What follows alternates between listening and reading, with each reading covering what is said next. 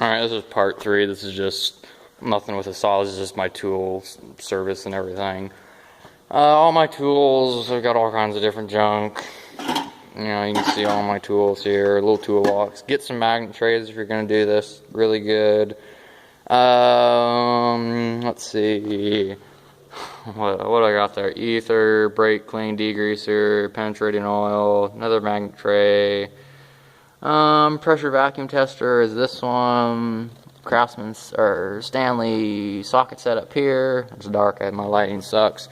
Porta-cable, impact driver, and drill. Get a pair, either Makita, Milwaukee, Porta-cable, you know, even cheapo ones. You know, they're really good. It saves a lot of time versus doing it by hand. Let's see, I got some oil down there. I didn't know that was there. Spare parts underneath. I got a lot of spare parts, some saws, fuel line, starter rope, spare parts. That coil right there is from a CT90. Craftsman socket set, metric and standard. Craftsman ratcheting wrenches, get a pair of those. O-ring kit. Helicoil set right here. Dremel tool for doing muffler mods, compression tester.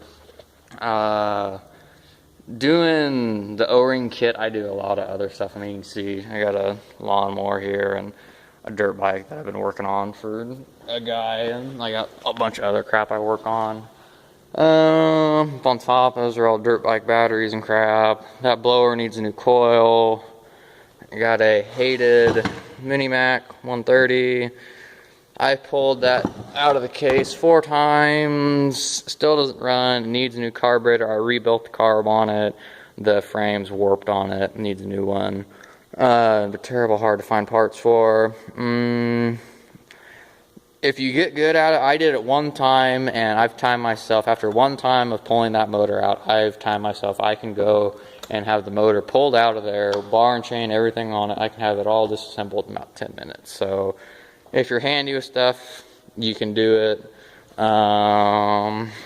Let's see. Those bars on the right are 20-inch. That is a spare 16 off a saw that was blown up. That's the one that's going on 372. The Carlson behind that is the Mini-Mac bar. And get a pair of knee pads for working on crap. It saves your knees. This saw here is a 365 special.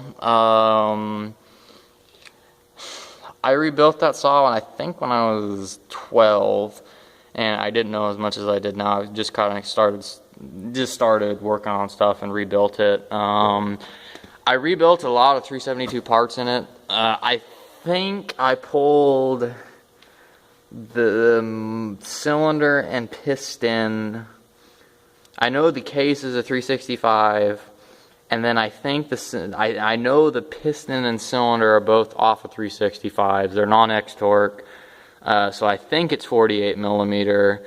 It has the high top cover on it, and I know the lighting sucks, but it has the high top cover. It has a low top filter. I never replaced the filter on it, and it's bone stock. The only reason I don't run this saw is every once in a while I start it, but it leaks oil worse than anything else I've ever seen. I mean, it just pours oil out when it's not running, and then when it does run, it won't oil.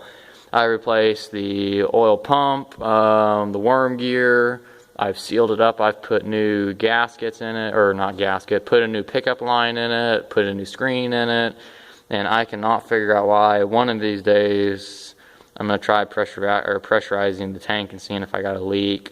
If you all know what it is, comment and let me know what the heck it is, because I'd really like to at least get a bar on that and use it. I like that saw. The first saw I ever rebuilt on my own.